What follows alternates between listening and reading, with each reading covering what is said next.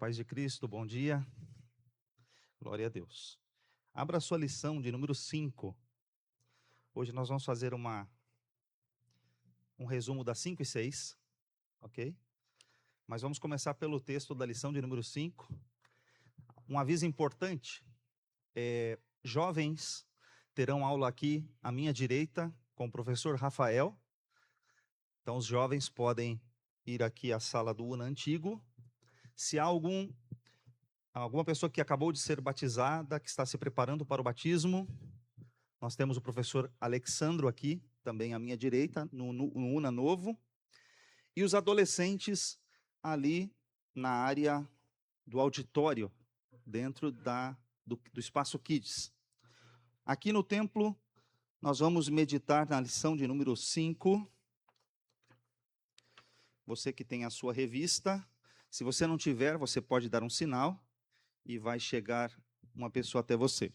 Mas vamos lá, a leitura do texto bíblico está em Mateus capítulo de número 6, versículos 25 a 26, versículos 28 a 30, 33 a 34, depois Mateus 11, versículos 28 a 30. Vou fazer a leitura aqui com vocês nesta manhã. Mateus 6, 25. Por isso vos digo, não andeis ansiosos quanto à vossa vida, pelo que haveis de comer, ou pelo que haveis de beber, nem quanto ao vosso corpo, pelo que haveis de vestir. Não é a vida mais do que o mantimento, e o corpo mais do que a vestimenta? Olhai para as aves do céu, que não semeiam, nem cegam, nem ajuntam em celeiros, e vosso Pai Celestial as alimenta. Não tendes vós muito mais valor do que elas? E quanto ao vestuário, por que andais solícitos?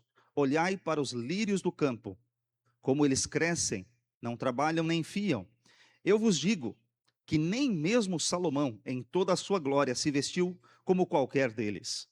Pois, se Deus assim veste a erva do campo, que hoje existe e amanhã é lançada no forno, não vos vestirá muito mais a vós, homens de pequena fé? Mas buscai primeiro o reino de Deus e a sua justiça, e todas estas coisas vos serão acrescentadas. Não vos inquieteis, pois, pelo dia de amanhã, porque o dia de amanhã cuidará de si mesmo. Basta cada dia o seu mal. Mateus capítulo 11, versículos 28 a 30, o convite de Jesus. Vinde a mim, todos os que estáis cansados e oprimidos, e eu vos aliviarei. Tomai sobre vós o meu jugo, e aprendei de mim, que sou manso e humilde de coração, e encontrareis descanso para a vossa alma, porque o meu jugo é suave e o meu fardo é leve. Glória a Deus. A igreja pode se assentar, louvando ao Senhor. Que bênção que você chegou nesta manhã, e que bênção que a sua palavra é lida neste momento. Nós hoje vamos, como eu disse para vocês, vamos falar sobre duas lições, um resumo de duas lições. Na semana passada foi a Santa Ceia, então eu julgo importante fazer um resumo da lição de número 5, para não perdermos o fio da meada, ou a sequência das lições das quais estamos aqui validando e estudando. Bem, a primeira lição que vamos estudar, nós vamos focar na oração como a cura dos males da pós-modernidade. Vamos apresentar o problema que enfrentamos hoje, nós enfrentamos na sociedade. A igreja enfrenta, todos nós enfrentamos no nosso dia a dia. E na segunda parte, nós vamos falar sobre a tríade para a vitória, que são as disciplinas espirituais, da vigilância, do jejum e da oração. Então, vamos comigo nesta jornada, nós vamos falar sobre a cura dos males. Bem, leiam comigo o texto áureo dessa primeira lição, da lição 5, que diz assim, vamos lá, 1, 2, 3, não estejais inquietos, antes as vossas petições sejam em tudo diante de Deus, pela oração e súplicas, com ação de graças. Então, ele está falando que nós precisamos apresentar a Deus as nossas inquietações. Nós devemos trazer a Deus para não andarmos ansiosos. Eu pergunto aqui, alguém por um acaso sabe o que é ansiedade? Alguém por um acaso sofre de algum tipo de ansiedade? Gente, todos nós, por mais serenos e calmos e tranquilos que nós sejamos, com certeza, a gente passa por algum momento de ansiedade, porque esse mundo, essa correria, ainda mais nós que vivemos em São Paulo, nessa metrópole, você é empurrado, você é movido a, muitas vezes, desenvolver algum tipo de ansiedade, seja no trânsito, no trabalho, onde você vive. Bem, e aí, desculpem, eu falei do textório, mas não estava na tela, né? Mas ok, você estava com a revista, glória a Jesus. Que bom. Eu quero começar com vocês falando exatamente desse problema que nós enfrentamos. Porque, olha só, nós vivemos nessa sociedade do desempenho. O pastor Jarmuth, sabiamente, ele tocou nesse ponto, nessa lição, onde ele vai aprofundar o assunto sobre o que vivemos na sociedade. A sociedade do desempenho. Porque todos nós, todos os dias, nos tornamos carrascos de nós mesmos. Por quê? Nós queremos desenvolver, nós queremos produzir. E tanta coisa para fazer. E a gente tem muita coisa para fazer e parece que o tempo está sendo encurtado. Não dá tempo de fazer tudo que deveria ser feito naquele dia de 24 horas. Então nós somos empurrados a diversas atividades. Então nós vivemos cobrando de nós mesmos. Nunca se viu tantas pessoas sofrendo de ansiedade, síndromes, inclusive uma nova que é o burnout. As pessoas hoje sendo diagnosticadas. Há poucos dias eu estive de férias, passei numa igreja nossa, lá no Nordeste, e conversando lá com a esposa do pastor, e ela disse que ela teve que abandonar o emprego, sobre o qual ela trabalhou mais de 30 anos, porque ela desenvolveu a síndrome de burnout, e ela teve que abandonar o emprego e está mudando de área, porque ela não aguentava mais. 30 anos trabalhando na área do turismo, uma área que, entre aspas, turismo, é para ser tranquilo, só ver coisa boa, viagens, mas ela desenvolveu a síndrome de burnout e precisou abandonar essa área, foi estudar outra área para mudar, para virar a chave, porque ela estava sofrendo dessa doença. Então, uma pessoa experiente, conhecedora do assunto, vive numa capital importante do nosso estado, do nosso país, num lugar turístico, mas ela abandonou a sua profissão e foi para outra área, porque não aguentava mais a pressão. Então nós vivemos nessa pós-modernidade a felicidade pelo esforço. Nos é vendido que se você esforçar bastante, você vai ser feliz, porque você vai ter mais dinheiro, você vai poder fazer mais coisas. Então nós somos todos os dias pressionados pelo desempenho. Temos que desenvolver, avançar, e é isso que acontece. Você se vê com 3, 4 telas, com serviço para fazer, com trabalho pendente, com coisa para entregar, e você não sabe o que fazer com tanta atividade. Nós somos todos os dias pressionados por isso. Então a pós-modernidade diz que se você se esforçar muito, você vai ser feliz. Mas o que acontece é que a lição, o tópico 1 da nossa lição vai desenvolver 4 males da pós-modernidade. Então a gente começa agora falando sobre 4 problemas. Depois a gente vai apresentar qual é a solução. Mas primeiro vamos olhar quais são esses 4 problemas que nós enfrentamos na pós-modernidade. O esgotamento. Você já está praticamente sem bateria. Já está chegando no seu nível máximo de esgotamento. Então o primeiro que a gente enfrenta é justamente a tirania do desempenho. Eu preciso dar conta. A gente tem tanta atividade e a gente é pressionado a eu preciso dar conta, eu preciso dar conta, eu preciso dar conta. E aí você vai se vendo todos os dias pressionado e não consegue resolver as coisas. Então a gente está vivendo nesse momento do empresário de si mesmo. Porque nós cobramos de nós mesmos. Ah, não consegui fazer isso hoje, mas amanhã eu tenho que fazer. Não, mas acumulou o dia de hoje, mais o dia de amanhã.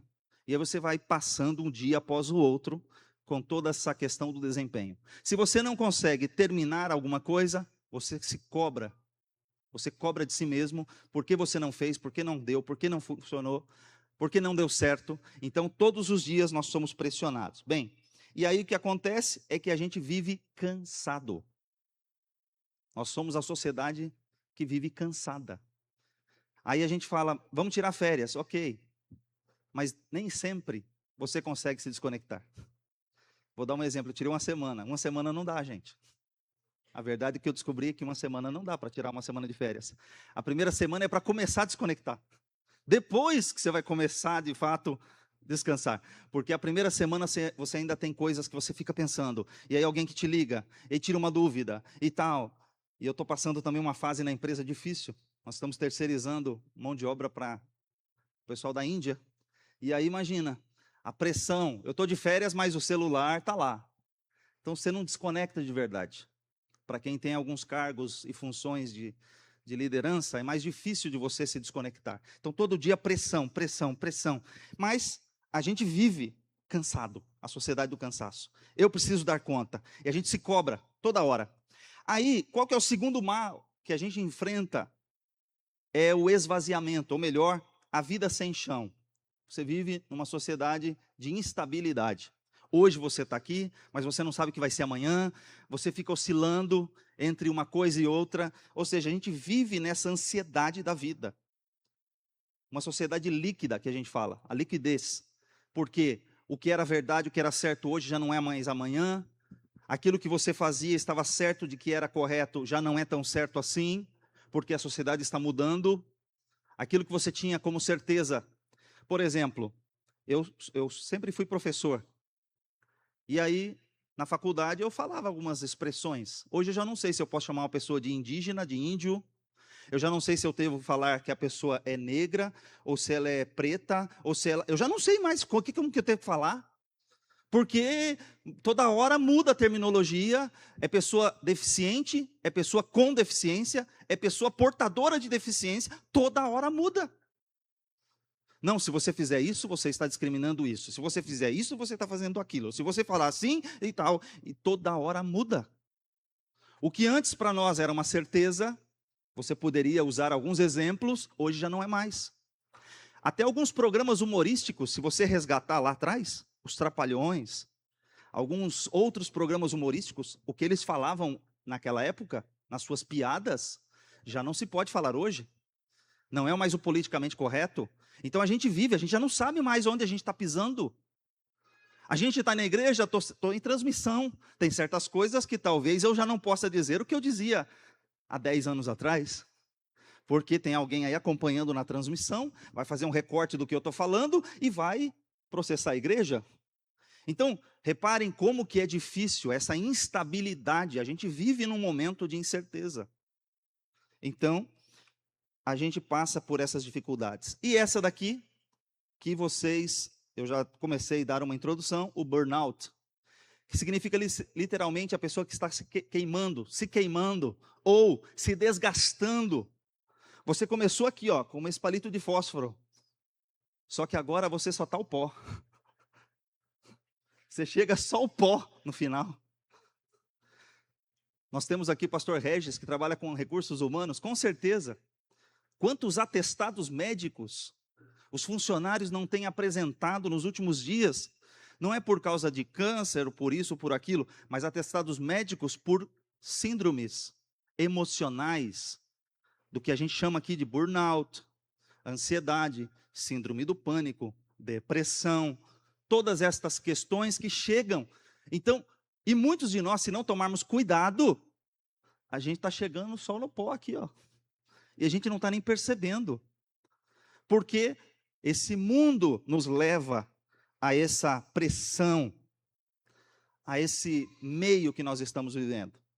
E para somar, nós temos ainda o vazio de sentido. Olha só, excesso de estímulos. Todos os dias nós recebemos vídeos, atividades, coisas a fazer. Excesso de estímulos. A gente tem muita informação. Nunca tivemos tanta informação como temos hoje. Alguns chegam a dizer que uma criança de 7 anos hoje tem mais informações na sua cabeça do que o imperador do Império Romano do primeiro século. O que significa dizer isso? Que uma criança de 7 anos, que ainda está em fase de amadurecimento, ela já foi exposta a tantos estímulos, que nem mesmo o imperador de um império tão grande como o Império Romano, que na época dominava quase que o mundo todo, tinha tanta informação, ou tanta coisa que ele recebia por causa das telas, dos estímulos, das informações. Então, hoje nós vivemos um esgotamento. E aí esse vazio de sentido, por quê? A pessoa não sabe, faz e não sabe onde quer chegar. Por que você faz o que você está fazendo? Já parou para pensar? Por que você trabalha nessa profissão? Por que você faz essas atividades? Por que você executa? Qual o propósito da sua vida? Perguntas filosóficas. Por que estou aqui? Ser ou não ser, eis a questão. A gente já não pensa mais se o que eu estou fazendo hoje é algo importante. O que eu faço na igreja é importante? A quem beneficia? As pessoas, as vidas estão sendo beneficiadas? Estamos ganhando pessoas para o reino? A gente às vezes não pensa se aquilo que nós desenvolvemos tem sentido. Aonde que eu vou chegar? Não, vai para essa profissão porque essa profissão ganha dinheiro. Ó, essa área aqui está em alta. Está em alta a área de IA. Então vamos estudar, todo mundo estudar IA. Inteligência artificial. Não, porque essa área aqui, essa área dá dinheiro. Quando a pessoa tem outros dons, outros talentos, e ela não desenvolve os dons e talentos que Deus deu, porque ela vai ter que escolher uma área na qual dá dinheiro. Vou dar um exemplo clássico. Você já viu um músico ganhar dinheiro? Seu filho fala assim: pai, cheguei à idade de ir à faculdade. Quero estudar música. Hã? Meu filho, vai arrumar uma coisa para que dá dinheiro. Músico não dá dinheiro. Só se for músico de, né? Meu filho, música não dá dinheiro. Professor, misericórdia, vai estudar uma outra profissão, meu filho. Professor não dá dinheiro. Vamos para outra área.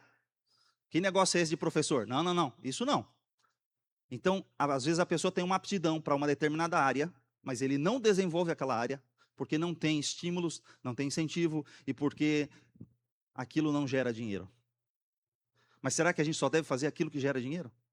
E o propósito da sua vida? Os dons e talentos que você recebeu de Deus. Então, excesso de estímulos, mas vazio de sentido. A gente não sabe o que a gente quer fazer. Pergunta qual que é a grande dúvida dos jovens chegando à idade de ir à faculdade. Escolher uma profissão. Grandes dúvidas e perguntas pairam na sua cabeça. E eles têm milhares, milhões de informações sobre profissão A, B, C, D, E, F. Só que mesmo assim, não sabem o que fazer. Tá, e agora? Qual é a solução? O que a gente faz? Qual é a solução? Então, a gente começa indo para o tópico 2. Se a gente vive uma vida de ansiedade, de burnout, a gente vive uma vida vazia de sentido, a gente vive uma vida sem propósito, o que a gente faz? A gente vai partir para uma área que hoje quase não se fala, a contemplação por meio da oração. Então, a oração está aí. A oração é a recusa de ser um super-herói. Sabe por quê? Porque você vai aprender a depender de Deus. Você vai ter que parar para falar com o Pai. Porque hoje, com a correria que a gente tem, alguém vai dizer assim: mas eu não tenho tempo de orar. Eu não tenho tempo de ficar 1 hora de joelhos todos os dias orando. Eu não tenho tempo. Porque tem tantas atividades consumindo o seu tempo, você não para falar com o Criador do universo. Você não para ficar em silêncio diante de Deus. Você não para contemplar a formosura do Senhor e aprender no seu santo tempo. Então, na oração, aquela frase, eu posso tudo, eu tenho atividades, a oração diz assim, eu sou fraco, eu sou dependente, eu preciso de Deus. É quando você se rende diante do Senhor. Abandonar a fantasia do super-herói, que você pode tudo. E aí você vai, então, confessar a sua dependência diante de Deus. Você desce do pedestal. Então, na oração, você reconhece que Deus é Pai, que Ele está no controle, que Ele é o Senhor, que Ele cuida da sua vida, e é aí que nós vamos diante da presença de Deus. A gente leu no nosso texto áureo o texto de Filipenses 4:6. Você tem que entregar o peso para Deus. Lá, a palavra, na tradução da Almeida, Revista Atualizada, o pastor já explicou sobre ansiedade, ele tem um livro específico sobre isso. Destronando. Olha só, a ansiedade é uma palavra que para nós tem um contexto atual, mas naquele contexto bíblico, era você entregar as suas demandas para Deus. Pegar todo esse peso, tudo isso aqui, que está te levando a afundar e transferi-lo para Deus. Olha o que está escrito: não andeis ansiosos de coisa alguma. Em tudo, porém, sejam conhecidas diante de Deus as vossas petições, pela oração e pela súplica, com ações de graças. E a paz de Deus, que excede todo entendimento, guardará o vosso coração e a vossa mente em Cristo Jesus. Olha que texto lindo. Todo esse peso, essa ansiedade, não andeis ansiosos, transfira isso diante de Deus. Como que eu transfiro para Deus? É por meio da oração. É por meio da oração que eu conto para Deus. Mas Deus já sabe o que eu estou passando. Mas olha, a oração é uma terapia. Você já parou para pensar o que faz? Muitas pessoas, quando vão ao consultório de um psicólogo, elas se assentam no divã e começam a falar. Coloca para fora, coloca para fora, coloca para fora. Conta para mim, o que está acontecendo? E o psicólogo fica lá te ouvindo. Irmãos, nada contra. E glória a Deus que você, meu irmão, minha irmã, é psicólogo, psicóloga. Mas o cristão tem um recurso, que é dobrar os seus joelhos e falar com o Pai. E você pode falar. Você quer ficar 1 hora na oração? Fica 1 hora. Você quer ficar 2? Fique 2. E vou te dizer, o teu Pai, que te vê em secreto, Ele te ouve. E a Bíblia diz, Ele te recompensará. Se a gente orasse mais, a gente teria menos casos de ansiedade, menos casos de depressão, menos casos, porque a gente está contando para os outros e não contando para quem pode resolver o nosso problema. Então, na oração, é quando você transfere para Deus, você leva para Ele, e aí, diante do Senhor, é o que está escrito Pedro. Pedro usa uma expressão diferente, ele diz assim, lançando sobre Ele toda a vossa ansiedade, porque Ele tem cuidado de vós. Pedro fala assim, lança, transfere para Deus. Aqui Filipenses está um pouco mais, que sejam conhecidas, que se apresente diante de Deus, e Deus vai te ouvir realmente. E aí vem a paz, que excede todo o entendimento. Mas Pedro diz, lança sobre Ele. E agora, a gente vai falar sobre isso aqui, ó. O mundo não desmorona quando você descansa. Deus continua governando. A gente fica achando, sabe qual é o grande problema? A gente acha que se a gente parar, a empresa não vai seguir. Mas deixa eu te contar uma coisa. Se você ficar doente, a empresa vai colocar outro no teu lugar. Você está achando, não, eu sou insubstituível. Se eu não estiver lá, as coisas não funcionam. Ah, é? O dia que você ficar doente, você cair numa cama. No outro dia, não é daqui 15 dias, 20 dias, no outro dia, tem alguém, talvez menos qualificado que você, talvez com menos talentos que você, mas haverá uma pessoa no teu lugar. Se na tua família, você não descansa, não usufrui, outro dia vai ter alguém no teu lugar.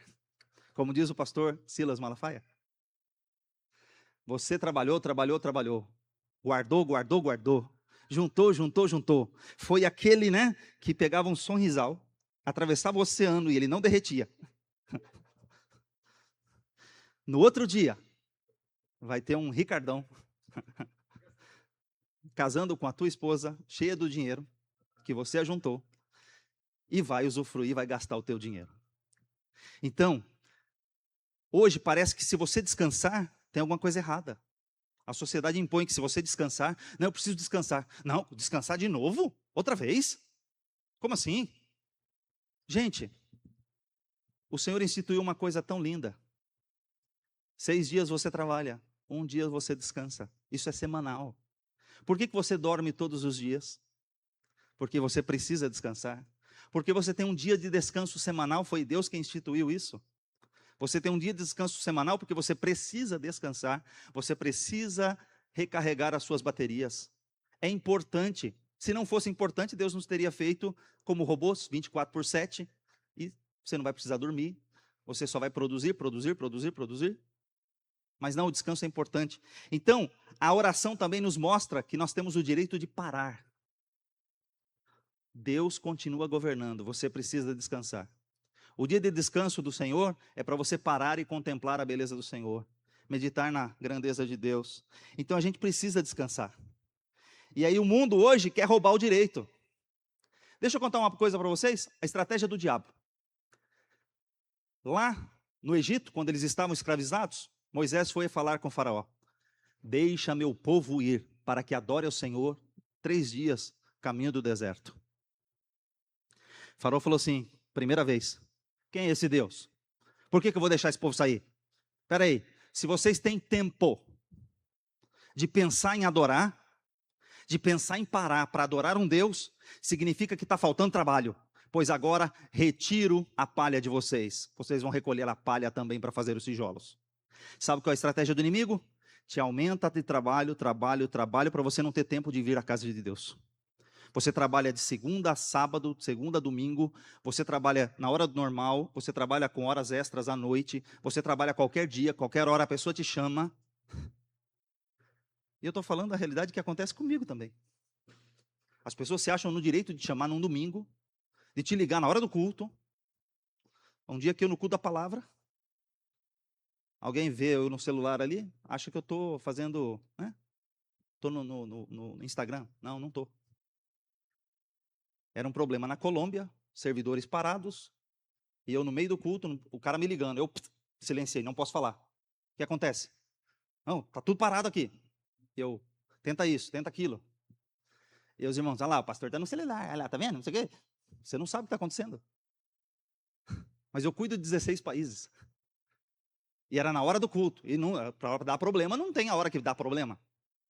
E eu sou o responsável. E agora o que eu faço? Então, a gente é pressionado. Eu me sinto pressionado. Nós nos sentimos pressionados. E tem hora que a gente tem que pensar, bom, agora é a hora de desligar. Alguém vai resolver. Se eu não resolver, alguém vai resolver. Mas o nosso senso de responsabilidade não deixa. Não, eu não posso desligar o celular. Porque se eu desligar, se a pessoa vai me ligar. Teve um dia que um cara me ligou 3 horas da manhã e eu não atendi. E ainda fui chamado a atenção. Por que eu não atendi o cara 3 horas da manhã? Você não me atendeu. Eu te liguei 3 horas da manhã. Falei, o quê? Eu deixei no silencioso, nem vi, dormi que nem uma pedra. Graças a Deus, irmãos, eu durmo como uma pedra. Porque a Bíblia diz, deitarei, né, descansarei, porque o Senhor me faz habitar em segurança. Aleluia. Dormi como uma pedra, não vi o celular tocar. Esqueci no modo silencioso. E fui chamado a atenção no dia seguinte. Por que eu não atendi o celular às 3 horas da manhã? Então, nós somos pressionados, o mundo faz isso com a gente. E agora, eu quero te mostrar como que a gente vai fazer isso por meio da oração, mas eu vou usar um recurso didático. Você me ajuda, tá bom? Pensa na calma, pensa na oração, fecha os seus olhos. Hora de descansar.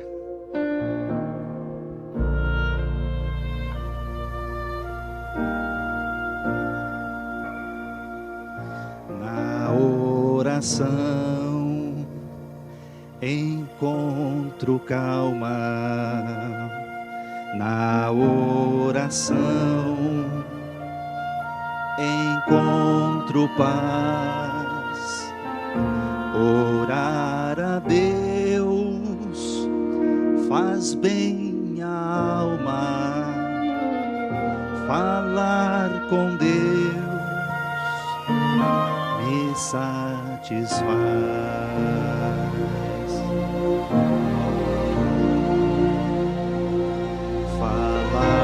Com Deus, que privilégio abrir a alma ao Criador,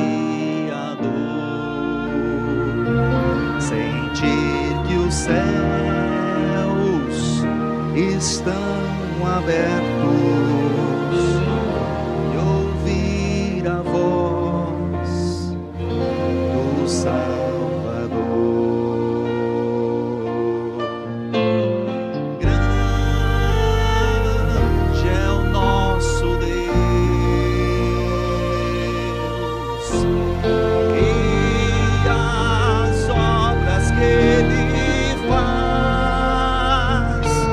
Seu amor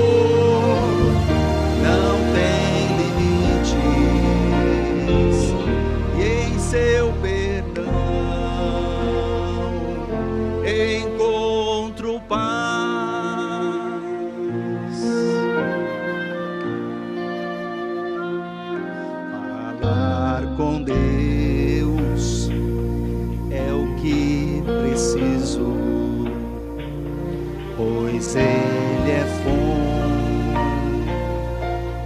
de poder. Só Ele a vida faz sentido, pois me dá forças pra viver. Grande é o nosso Deus, e as obras que Ele faz, o seu amor não tem limites, e em seu perdão encontro paz. Grande é o nosso Deus, bem baixinho. E as obras que Ele faz, o seu amor não tem limites, e em seu perdão encontro paz.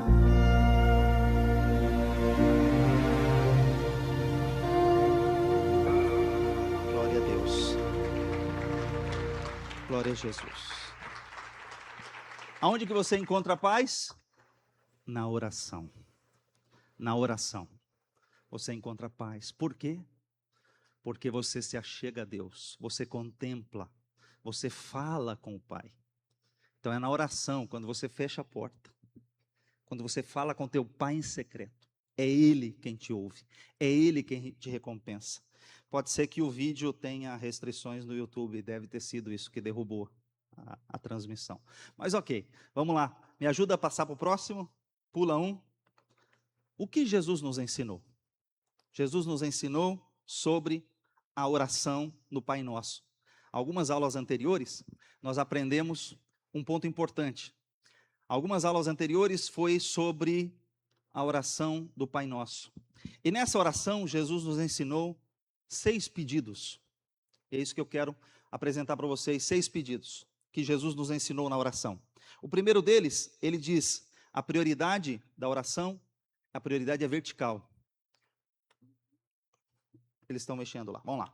A primeira oração, a primeira parte é vertical, ou seja, com Deus. Ele diz assim, Pai nosso que estais no céu, santificado seja o teu nome. Quando ele diz santificado seja o teu nome, é o primeiro pedido, que o teu nome seja santificado. É vertical, o nome do Senhor é santificado. Depois ele diz, venha o teu reino, é outro pedido, que o reino de Deus venha até nós, que o reino de Deus se manifeste aqui. O terceiro pedido que ele falou é, que seja feita a tua vontade, assim na terra, como ela é feita no céu. Da mesma forma que ela é feita lá, ela vai ser feita aqui na terra. Seja feita a tua vontade. Então, a vontade de Deus. 3 coisas, santidade, a vinda do reino e a vontade soberana de Deus. Está aí. Muito bem. Aí tem 3 necessidades horizontais, que são nossas. Ou seja, você vai pedir a Deus o pão nosso de cada dia. Você vai pedir o pão. Depois que o pão aqui não é apenas o mantimento, carboidrato, não é só o pão no sentido literal, são todas as suas necessidades materiais, a questão do seu dinheiro, as finanças, aquilo que é a sua necessidade básica. Então você pede para Deus o seu pão diário. Você também vai pedir o perdão, perdoa as nossas dívidas como nós perdoamos os nossos devedores. O outro pedido, o quinto pedido, é para você pedir sobre suas dívidas, para que Deus o perdoe. E então você fala sobre proteção. E livra-nos do mal, não nos permita cair em tentação. Então, são 3 coisas que a gente pede. A nossa vida se resume a 3 P's. Pão, perdão e proteção. Repita comigo. Pão, perdão e proteção.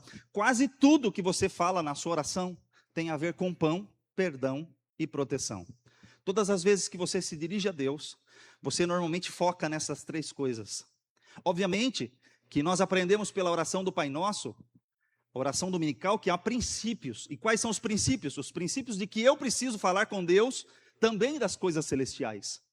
E aí, justamente no texto de hoje, nós lemos sobre a questão desse versículo. Repita comigo: mas buscai primeiro e a sua e todas.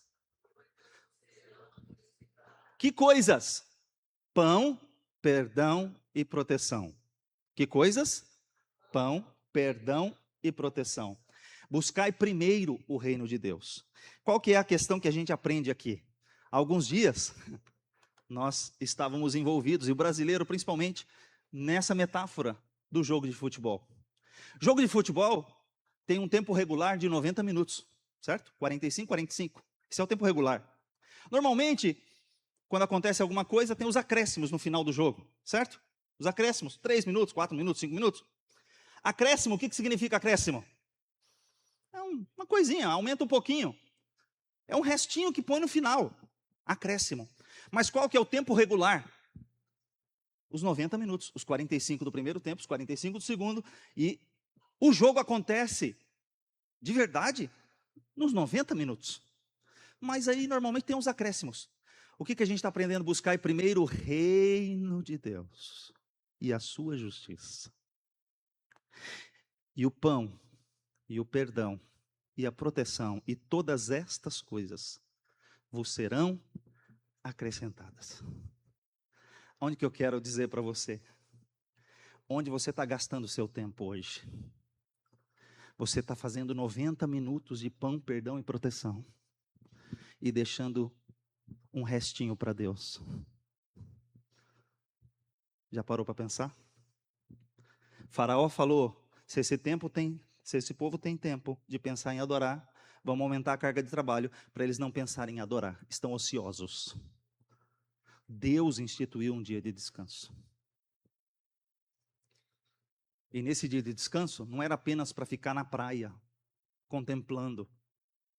Nesse dia de descanso, era para lembrar do Senhor. Então, o que acontece é que a gente está jogando o tempo todo no pão, perdão e proteção e deixando para Deus só o resto.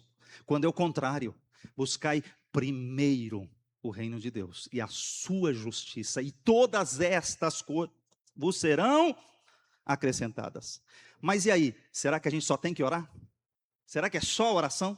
Porque o tema do ano é a oração, será que é só a oração? E aí é que a gente avança para a lição de número 6, que é a tríade da vitória, que é a lição que vai falar sobre vigiar, jejuar e orar. E aí a gente vai falar dessa tríade, dessa disciplina. Primeiro que é vigiar, segundo que é, ou melhor, vigiar, jejuar e orar. O vigiar vem antes, se você olhar, tem um texto aí, eu leria ele, mas vocês vão ficar aí na memória. O texto é o texto do jardim do Getsemane. Quando Jesus, ele chama os seus discípulos, depois da ceia, ele leva os seus discípulos ao jardim, e Jesus vai orar. Naquela ocasião, vocês vão perceber que Jesus os leva à oração, e Jesus pede que eles o acompanhem na oração. Mas vamos ler o texto áureo, pelo menos, da lição de número 6, que diz assim: e servindo eles ao Senhor e jejuando, disse o Espírito Santo: apartai-me a Barnabé e Saulo para a obra que os tenho chamado. Então, jejuando e orando, e pondo sobre eles as mãos, os despediram. Aqui nós estamos falando de Atos sobre a igreja de Jesus jejuava, a igreja de Jesus orava, jejuava e orava. E no momento em que a igreja estava jejuando e orando, o Espírito Santo pediu para separar 2 homens para fazer a missão da expansão do reino. Então a gente vai olhar agora sobre o terreno da vigilância e da oração. Então, vigiai e orai. Vigilância vem antes da oração. Jesus disse: vigiai e orai para que não entreis em tentação. Na verdade, o espírito está pronto, mas a carne é fraca. Então a gente tem ali Jesus nessa condição, falando sobre a vigilância. Então a vigilância, ela guarda o nosso coração. Ou seja, a oração nos mantém ligado, mas a vigilância, ela guarda o nosso coração, ela protege o nosso coração. Eu tenho que vigiar o meu coração. O que o salmista disse? O salmista estava dizendo: Senhor, sonda-me, ó Deus, vê se há em mim alguma coisa má, alguma coisa ruim, e guia-me pelo caminho eterno. Vigiar o nosso coração. Enganoso é o coração do homem, disse o profeta Jeremias. Então o nosso coração, tem gente que diz assim, eu já vi um pregador falando, né? Se te faz bem, se te faz feliz, lindo, linda, se te faz feliz, ai, vai por aí, porque é a vontade de Deus. Ah, lindo e linda, deixa eu te dizer, lindo e linda, deixa eu te dizer, que linda é enganoso. Lindo e linda, deixa eu te dizer que o coração nosso é enganoso. Nem tudo o que eu quero é a vontade de Deus. Nem tudo que é de Deus é a vontade de Deus. Nem tudo precisa é a vontade de Deus. Então, se o próprio Jesus, na oração que ele ensina aqui no capítulo 26, ele diz assim: Pai, se possível, passa de mim este cálice. Todavia, não seja como eu quero, mas como tu queres. Opa! Jesus queria naquele momento passar o cálice, é o que está escrito no texto. Não vem querer fazer malabarismo teológico para dizer que não, porque é o que está escrito no texto. Não tem explicação diferente. Se possível, Pai, passa de mim este cálice. Todavia não seja como eu quero, mas como tu queres. A vontade de Deus é soberana e ela prevalece sobre as nossas vontades. No momento de angústia, no momento de dor, você pode querer coisas que não vão ser boas para a sua vida. Então, aqui, a gente tem que vigiar o nosso coração. Vigiar não é paranoia, nem ingenuidade. Vou ficar então sempre atento ao meu coração, aquilo. Você tem que ficar atento àquilo que entra no seu coração. Como dizia, se não me engano, atribuem a Lutero: eu não posso impedir que um pássaro pouse sobre a minha cabeça, mas eu posso impedir que ele faça um ninho. Tem muita gente deixando o diabo fazer ninho na sua cabeça, colocar coisas na sua cabeça. Ele pousar, passar um pensamento ruim, pode passar na tua cabeça, mas não deixe que ele fique. Substitua ele por um pensamento bom, pelas coisas de Deus. Pense naquilo que é justo, naquilo que é honesto, naquilo que é bom, naquilo que é puro. Substitua o ruim pelo bom. Reconheça a sua fragilidade, ou seja, quando a gente está vigiando, a gente reconhece que a gente é frágil, a gente é pecador. E aí, um ponto importante ainda sobre a vigilância, vigiar e orar para que não entreis em tentação. Deixa eu te dar uma ilustração importante. Uma coisa é você cair em tentação. Ninguém cai porque quer cair. Você muitas vezes está andando pelas ruas e você pode tropeçar numa pedra e cair. Há um buraco, você não viu, você não prestou atenção, você não vigiou e pum, pode até cair. Ninguém cai porque quer. Mas vigiai e orai para que não entreis em tentação. É diferente você cair de você entrar. Tem gente que caça problema. Tem gente que entra em tentação. O que significa isso? A Bíblia diz: não pode ter julgo desigual. Ele ouviu o conselho do pastor. A moça, o moço ouviu o conselho do pastor. O pastor aconselhou a não se casar. Ó, minha filha, não está vendo que isso está errado. O pai e a mãe disse que estava errado. Todo mundo aconselhou. Mas a pessoa, não, eu vou casar. A pessoa entrou com suas próprias pernas. Ela quis fazer aquilo. Depois, fica 30 anos na igreja orando. Senhor, salva aquele marido. Eu ia falar traste, mas ela não vai orar assim. Ela não vai orar assim. Mas né, depois de 30 anos, já deve estar falando aquele traste, aquele miserável. Pelo menos salva ele, mata ele, quer dizer, põe ele numa cama, deixa ele ruim, mas salva ele. Depois de um tempo, já começa, né, aquele traste. Né? Como diz o pastor Cláudio Duarte, quando casa, é gatinha, é isso, é aquilo. Depois os bichos crescem. Diz o pastor Cláudio Duarte, aí é vaca, aí é burro, aí é cavalo, os bichos crescem, era gatinho, agora é cavalo, os bichos crescem depois de um tempo, mas o fato é que tem coisa que nós caçamos o problema, nós entramos com as nossas próprias pernas, nós buscamos o problema, então vigiai e orai para que não entreis em tentação. Na verdade, o espírito está pronto, mas a carne é fraca. Se você cai, Deus te levanta, é verdade. Mas não fique caçando problema para a tua cabeça. Amém? Vigia, meu irmão. Vigia. Vira para o irmão e fala assim: vigia, irmão. Vigia, crente. Olha aí, jejum. Jejum. Jejum é outra disciplina espiritual. Então, o jejum é importante, porque o jejum, ele subjuga os nossos desejos, a nossa carne. Nós humilhamos diante de Deus. Jejuar não significa apenas deixar de comer, implica-se colocar-se diante do Senhor com quebrantamento, com dependência, com reverência. É você dizer que o estômago não vale mais que o Senhor. É você aplicar uma disciplina espiritual à sua vida. Era comum os crentes do primeiro século jejuarem. Então, era uma prática muito importante para a gente resgatar, né, o jejum e a oração. Andrew Murray, ele diz o seguinte: oração é a busca de Deus e do invisível. Jejum é a libertação de tudo que é visível e transitório. Eu vou deixar de lado. Eu vou deixar, aquele prato não vale mais do que a minha comunhão. Então, você se abstém de algo para buscar a Deus. Você faz um propósito diante de Deus. Também Richard Foster disse: o jejum é disciplina de liberdade diante do excesso. É você ter disciplina. Isso é importante. Quem jejuou? Daniel jejuou quando sua nação estava em situação de retorno.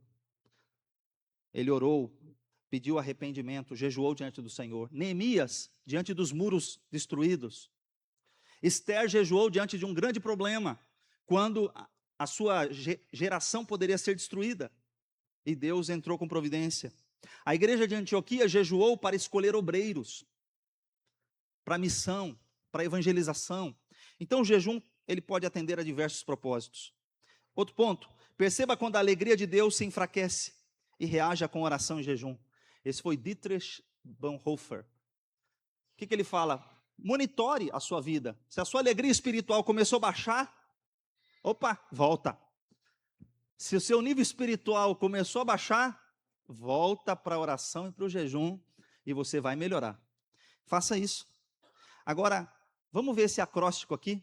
É vigiar, jejuar e orar. Aqui está um acróstico de orar, mas olha comigo aqui. Aqui tem um acróstico. Ore repetidamente até receber a resposta. Isso aqui representa a sua perseverança na oração. Então, se você olhar para a palavra orar, considere o seguinte: ore repetidamente até receber a resposta. Isso é perseverança na oração. A gente precisa perseverar. Então, a tríade da vitória a gente já sabe que é vigilância, jejum e oração. Mas tem uma pergunta aí. Por que eu preciso vigiar, jejuar e orar? Porque a gente tem 3 inimigos: a carne, o mundo e o diabo. O problema é que a carne é essa luta interior que nós temos. Não é o seu corpo, e sim os desejos inclinados ao erro. A vontade de fazer o que é errado, a vontade de pecar. O mundo é um sistema de valores que nos distancia de Deus, que nos afasta do Senhor. Não ameis o mundo nem o que no mundo há. Se alguém ama o mundo, o amor do Pai não está nele. Então o mundo nos leva para longe de Deus.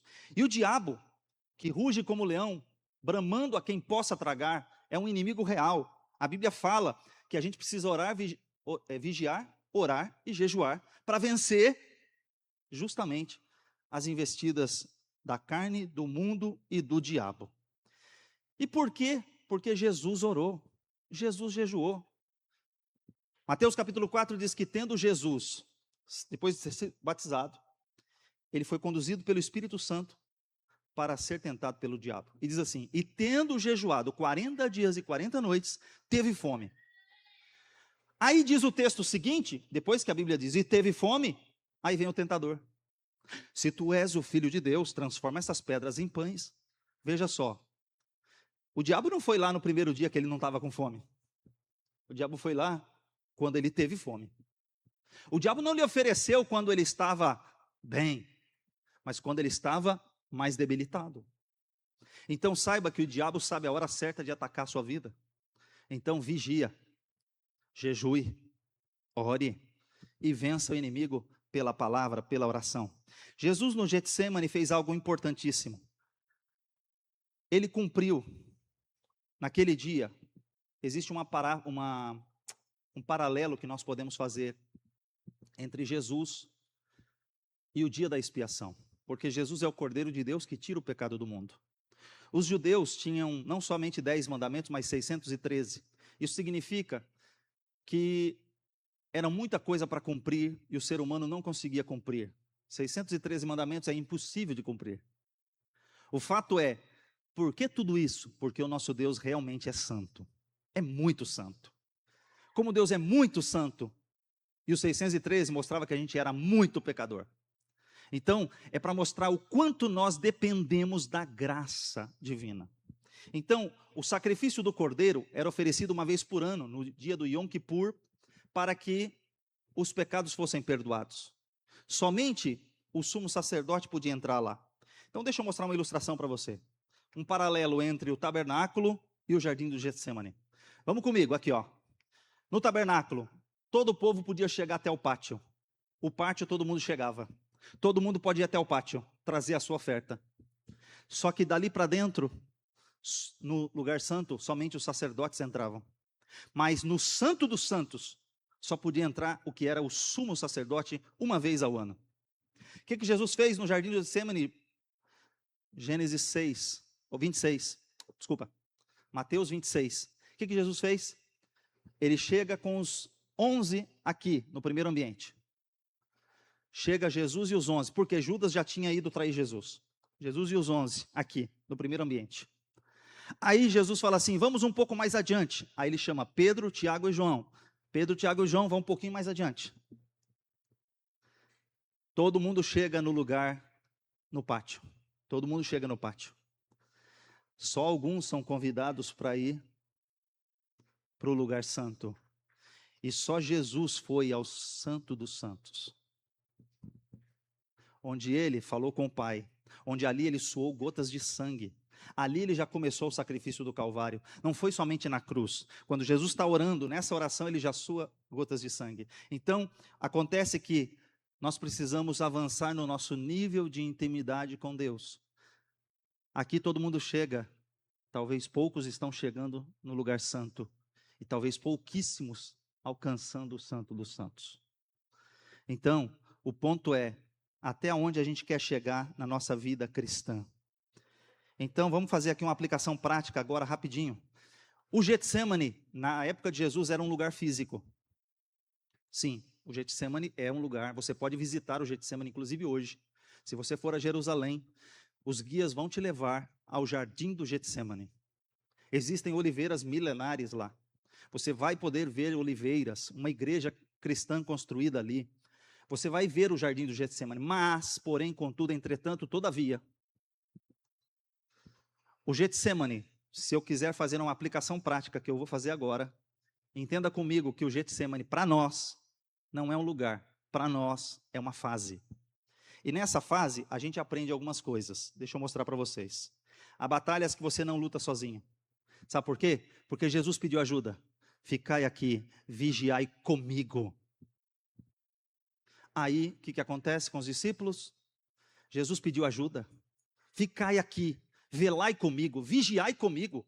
Se Jesus pediu ajuda, quem que você acha que você é, que você não precisa de ninguém? Então, na hora que você está passando no seu Getsemane, na sua prensa, porque a palavra Getsemane significa prensa do óleo, quando você está sendo pressionado, peça ajuda. Não seja orgulhoso. Tem mais um ponto. Jesus enfrentou indiferença. Por que era indiferença?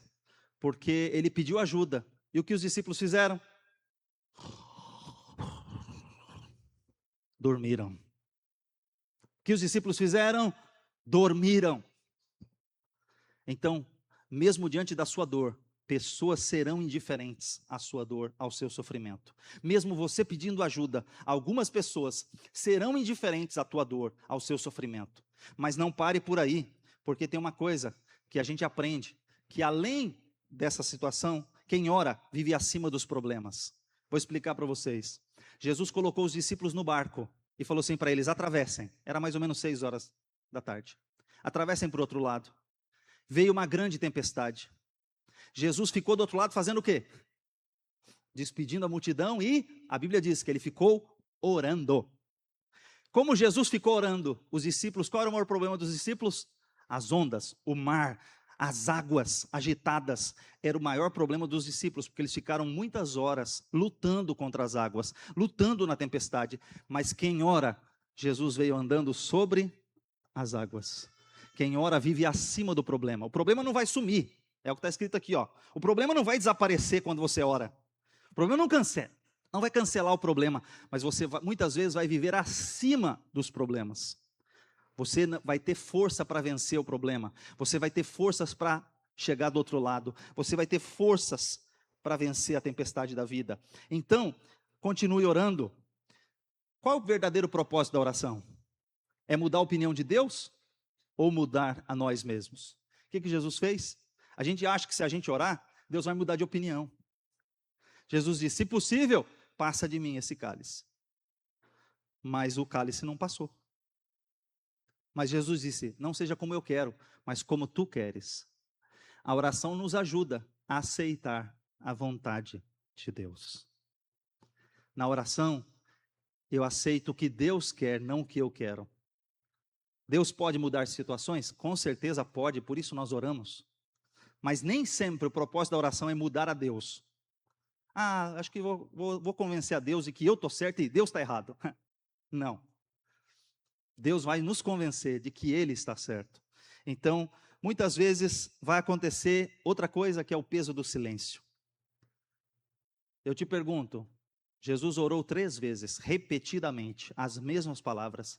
Então, repetição não é um problema. Ele repetiu 3 vezes a mesma oração.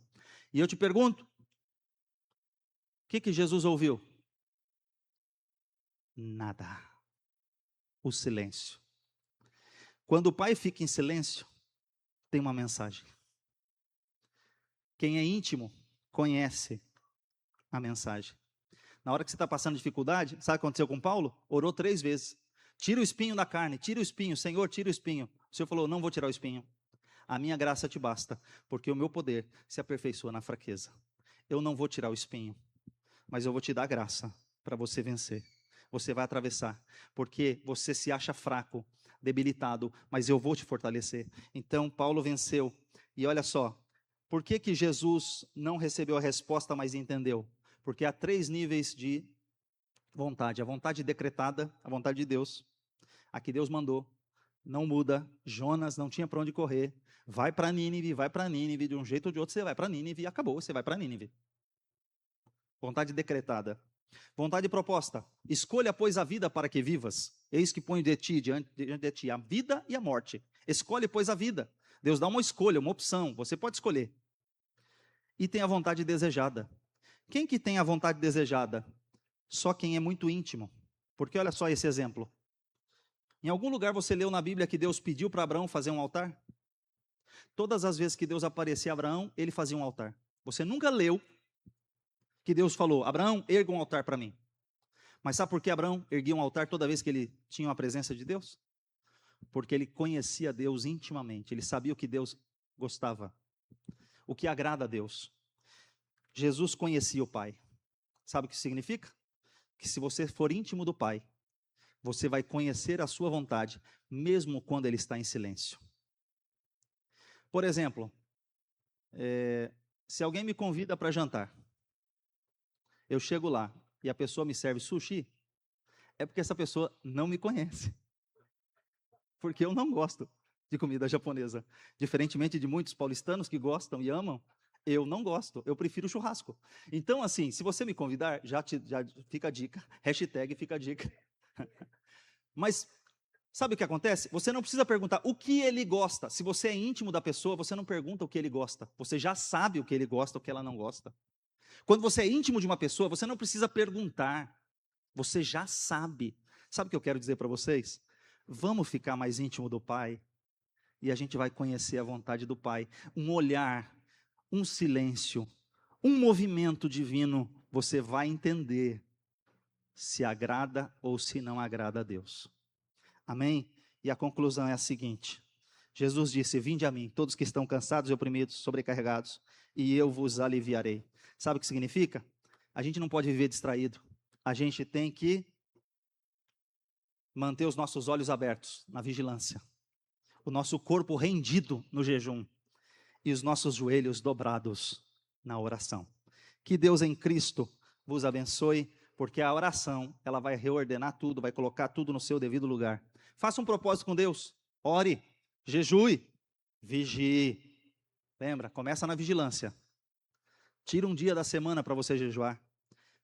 Ore todos os dias. Faça um propósito com Deus. Que Deus em Cristo vos abençoe. Amém. Deus abençoe a todos.